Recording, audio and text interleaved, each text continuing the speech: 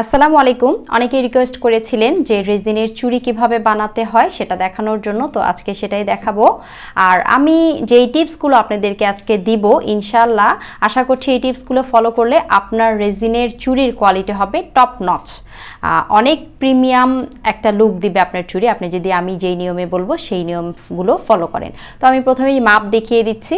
এখানে কিন্তু 2.2 এই চুড়ির মাপটা হচ্ছে 2.2। দেখেন 2 ইঞ্চি প্লাস 2 পয়েন্ট গেছে, এজন্য এইভাবে মাপ দেওয়া হয়। অনেকেই বুঝবেন না, আপনার ক্লায়েন্ট যদি আপনাকে অর্ডার করে তখন আপনি জিজ্ঞাসা করবেন যে কত সাইজের চুড়ি নেবেন। এইটা একটা ডায়মন্ড শেপের চুড়ি, ওটা মোটা চুড়ি আর এটা চিকন চুড়ির মোল। তো আমি আমার জন্য একটা চিকন চুড়ি বানাবো আজকে, তো সেটাই আপনাদেরকে দেখাবো। আর চুড়ির বিভিন্ন সাইজ হয়, 2.2, 2.4, 2.6, 2.8। তো আপনি সাইজ অনুযায়ী আপনার কাস্টমার যেই সাইজটা দিবে আপনি সেই অনুযায়ী মোল্ড কিনে সেই অনুযায়ী বানিয়ে দিতে পারবেন। আর প্রথমেই স্কচ টেপ দিয়ে আমি চুড়ির মোলটা, ভিতরে যেহেতু দেখা যায় না এটা বাঁকানো, তো একদম ভালোভাবে ক্লিন করে নিব যেন ভিতরে কোনো ময়লা না থাকে।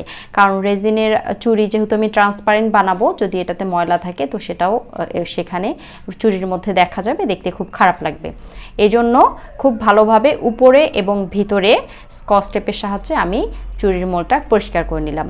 আর যেহেতু এটা আমি কয়েকবার ইউজ করেছি, তো উপরের পার্টিকেলগুলো লেগে আছে রেজিনের এক্সট্রা, তো সেটা আমি নখ বা আপনি একটা ধারালো কেচি বা এই টাইপের কিছু দিয়ে পরিষ্কার করে নেবেন। না হলে কিন্তু এগুলোই পরবর্তীতে দেখা যায় যে চুড়ির সাথে একটু আটকে চুড়িটাকে আরও বেশি ময়লা করে দেয় এবং চুড়ির সাথে এক্সট্রা পার্টিকেল হিসেবে এগুলো লেগে যায়।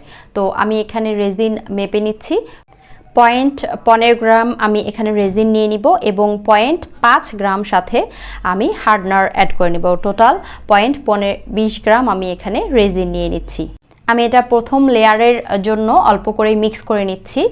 চুড়ি বানানোর ক্ষেত্রে যদি আপনি 2-3 লেয়ারে চুড়িটা বানান, সেক্ষেত্রে কিন্তু চুড়ির ফিনিশিংটা অনেক বেশি সুন্দর হয়। তাড়াহুড়া করে এক লেয়ারেই যদি চুড়ির ফিনিশিংটা আপনি শেষ করতে চান, সেক্ষেত্রে কিন্তু চুড়ির ফিনিশিংটা অত বেশি ভালো আসবে না। এজন্য 2-3 লেয়ারে কমপ্লিট করলে চুড়ির ফিনিশিংটা অনেক বেশি সুন্দর আসবে।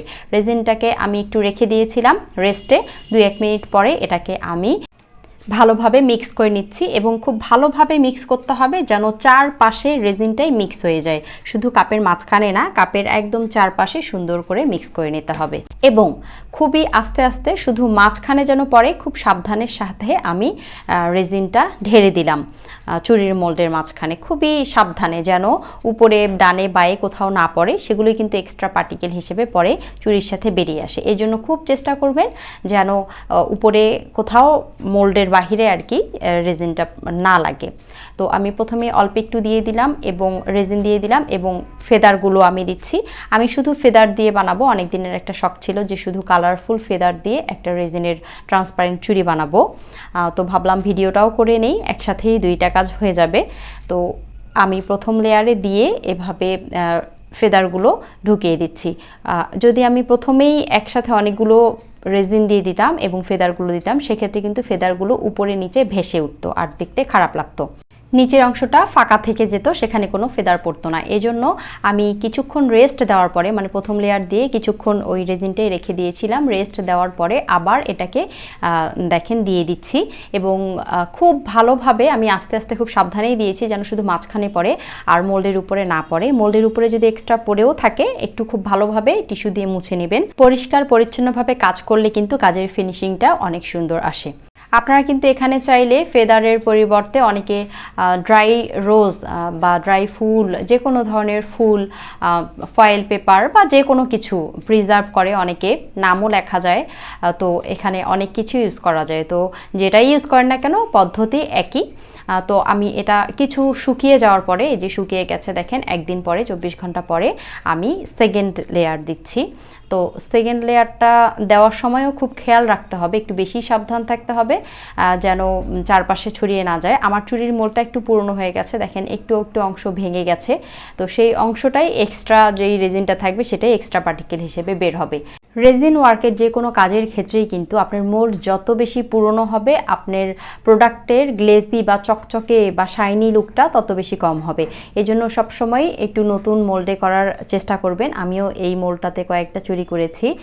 এজন্য যখন চুরির একটা খরচ ধরবেন, যে আমরা বাজেট ধরি, যেটা দাম কত প্রাইসিং করি যে কোনো প্রোডাক্টেরই, তখন কিন্তু মোল্ডের অবচয়টা অবশ্যই ধরতে হয়। কারণ একটা মোল্ড যখন আপনি 4-5 বার কাজ করবেন, সেক্ষেত্রে কিন্তু তারপরে আর সেই মোল্ডটা দিয়ে আপনি কাজ করতে পারবেন না, কারণ সেটার যে একটা সৌন্দর্য বা চকচকে লুক সেটা কিন্তু কমে যায়। তো এই তো লেয়ারটা দেওয়া শেষ, 24 ঘন্টা পরে শুকিয়ে গেছে এবং এটাকে আমি আনমোল্ড করছি চারপাশ থেকে আস্তে আস্তে।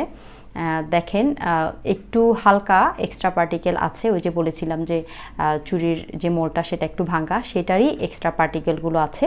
আর চুড়িটা একটু এখানে একটু খড়খড়ে থাকে, যেহেতু একটা লেয়ার পরে এই কর্নারগুলো হাতে ঢুকানোর সময় ব্যথা লাগে, এই জন্য কিন্তু যে কোনো কাটার এর সাহায্যে একটু হালকা করে, খুব বেশি ডিপ করা যাবে না, একটু হালকা করে সুন্দরভাবে জাস্ট এই অংশগুলো, এক্সট্রা পার্টিকেল বা অংশগুলো আমরা কেটে নিব। আরও কিছু টিপস দিব, তার আগে বলে রাখি যে একটা ভিডিও বানাতে কিন্তু অনেক কষ্ট হয়। আমি অলরেডি গরমের মধ্যে বসে আপনাদের জন্য ভয়েস ওভার করছি, তো আপনারা দয়া করে একটা লাইক তো করবেনই, সাথে একটা কমেন্টও করে যাবেন যদি আমার এই ভিডিওটা দেখে আপনার সামান্য উপকারেও এসে থাকে। আর চ্যানেলে যদি নতুন হন অবশ্যই চ্যানেলটা সাবস্ক্রাইব করবেন। তো আমি উপচে পড়া রেজিন দেইনি প্রথম লেয়ারেই, যে আমি করেছিলাম মোল্ডের উপরে কিন্তু দেইনি, এজন্যই দেখেন একটু হালকা গর্তর মতো আছে, এখানেই আমি থার্ড লেয়ারটা দিব। আর থার্ড লেয়ারটা দেওয়ার সময় খুবই সামান্য পরিমাণে দিতে হবে, এই যে কাঠির সাহায্যে দিচ্ছি আমি অল্প অল্প করে, এবং সেটাকেই টেনে নিয়ে যাচ্ছি যেন খুব বেশি ওভারলোড হয়ে বা পড়ে না যায়। যখন আবার এটা পড়ে যাবে তখন আবার সেটাকে কেটে আবার লেয়ার দিতে কিন্তু খুব কষ্ট হবে বা ফিনিশিংটা অত বেশি সুন্দর আসবে না। এই জন্য খুবই অল্প পরিমাণ 2-1 ফোঁটা এরকম নিয়ে তারপর এভাবে চারপাশে টান দিয়ে দিতে হবে, তাহলেই কিন্তু সুন্দর একটা ফিনিশিং পাওয়া যাবে। তো টিপসগুলো হচ্ছে কিন্তু খুবই ছোটোখাটো কিন্তু খুবই কাজে লাগার মতো। তো দেখেন 24 ঘন্টা পর এটা শুকিয়ে গেছে এবং এটার ফিনিশিং খুবই সুন্দর এসেছে। হ্যাঁ, তো আমার মোলটা একটু পুরনো হওয়ার কারণে একটু কম গ্লেজ হয়েছে, কিন্তু তারপরেও সামনাসামনি দেখতে অনেক বেশি সুন্দর লাগছে। ক্যামেরায় সেইভাবে ফুটে ওঠেনি, কিন্তু সামনাসামনি অনেক বেশি সুন্দরও হয়েছে। আর এটাকে যদি এখন আমি আবার রেজিন গুলিয়ে পুরো চুড়িটাকে ডুবিয়ে আবার শুকিয়ে নেই, তাহলে কিন্তু এটা একদম শাইনি টপ নচ কোয়ালিটির প্রিমিয়াম কোয়ালিটির একটা সুন্দর চুড়ি হয়ে যাবে। তো সেটা আমি আর করলাম না, এটা যেহেতু নিজের জন্যই বানিয়েছি, তো নিজের জন্যই এভাবে আমি রেখে দিব। আপনারাও চুড়ি বানানোর সময় ধৈর্য ধরে একটু 2-3 লেয়ারে কাজ করবেন, তাহলে দেখবেন চুড়ির ফিনিশিংটা অনেক বেশি সুন্দর আসবে। আশা করছি ভিডিওটা আপনাদের উপকারে এসেছে। ভালো লাগলে অবশ্যই লাইক, শেয়ার, কমেন্ট করতে ভুলবেন না। দেখা হবে নতুন ভিডিওতে। আল্লাহ হাফেজ।